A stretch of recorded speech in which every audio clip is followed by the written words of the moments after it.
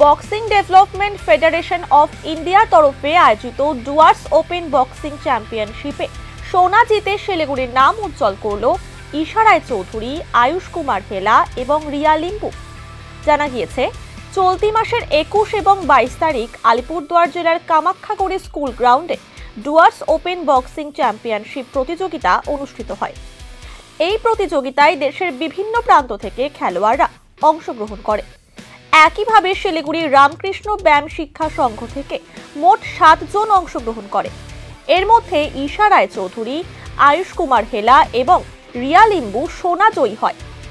মায়াঙ্ক হেলা, দীক্ষা দাস এবং গৌরব চৌধুরী রৌপ্য পদক জয়ী হয়। পাশাপাশি ব্রোঞ্জ জয়ী হয়েছে সায়ন পাল। এই বিষয়ে কোচ সৌরভ মণ্ডল বলেন, এই প্রথমবার বক্সিংয়ে অংশগ্রহণ করেছি আমরা। প্রথমবারই এত ভালো ফলাফল হয়েছে, খুব ভালো লাগছে।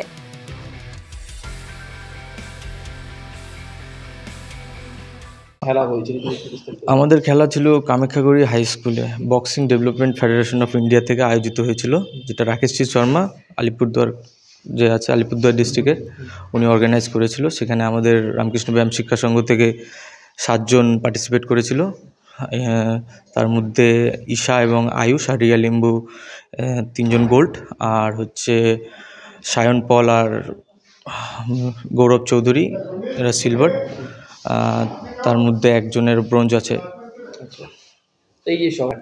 হ্যাঁ, মোটামুটি খুব ভালো লাগছে, খুবই উৎসাহিত। আর আমাদের বক্সিংয়ে ফার্স্ট টাইম এটা আমরা বক্সিং টুর্নামেন্ট পার্টিসিপেট করলাম। তার মধ্যে প্রথমেই আমাদের এরকম ভালো ফলাফলে আমরা কতগুলো টিম, মোটামুটি প্রায় অনেক ছিল। কলকাতা থেকে ছিল, তারপরে এদিকে দার্জিলিং থেকে ছিল, এদিকে সিকিম থেকে ছিল, তারপরে রাজস্থান থেকে একজন ছিল, পাঞ্জাব থেকে একজন, অল ওভার ইন্ডিয়া থেকে মোটামুটি প্রাইস ছিল।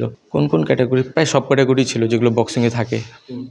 আর বিশেষ কথা হচ্ছে যে সেখানে উপস্থিত ছিলেন আমাদের ভারতবর্ষের খুব একজন উন্নত মানের বক্সার রোহিত ঠোকাস। উনি আসছিলেন, উনি বাচ্চাদের সাথে মিলে অনেক কিছুই বলেছেন, তাদের অনেক টিপস এবং তার ক্যাম্পে জয়েন করার জন্য অনেক কথাই বলে গেছেন। এটা খুব খুশির ব্যাপার যে ওনার মতন একজন বড় প্লেয়ার আমাদের সামনে, এটা একটা বিশাল বড়। এটা ফার্স্ট টাইম হলো নর্থ বেঙ্গলে, দ্বিতীয় বছর করার মতন পরিকল্পনা আছে তার, সে আমাকে জানাচ্ছে।